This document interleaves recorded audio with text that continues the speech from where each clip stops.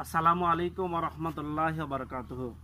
হযরত আবু হুরায়রা রাদিয়াল্লাহু তাআলা আনহু হতে বর্ণিত, নবী করিম সাল্লাল্লাহু আলাইহি সাল্লাম বলেন, আল্লাহ তাআলা হাসি দেওয়াকে পছন্দ করেন আর হাই তোলাকে অপছন্দ করেন।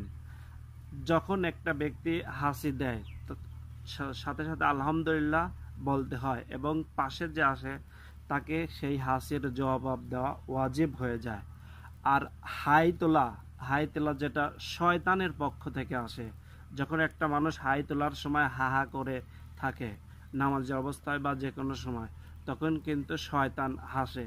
এটা যেহেতু শয়তানের পক্ষ থেকে আসে, এটা আমরা নিজে থেকে একটু কন্ট্রোল রাখার চেষ্টা করব। আল্লাহ পাক আমাদের সবাইকে সঠিক এবং সত্য বুঝ দান করুক। আর এর মধ্যে যে হবেই, নামাজের মধ্যে যদি হাই ওঠে, ওই সময় আপনি এক হাত দিয়ে এইভাবে মুখটা ধরে কন্ট্রোল করার চেষ্টা করবেন। সবাই ভালো থাকবেন, সুস্থ থাকবেন। আসসালামু আলাইকুম ওয়া রাহমাতুল্লাহ।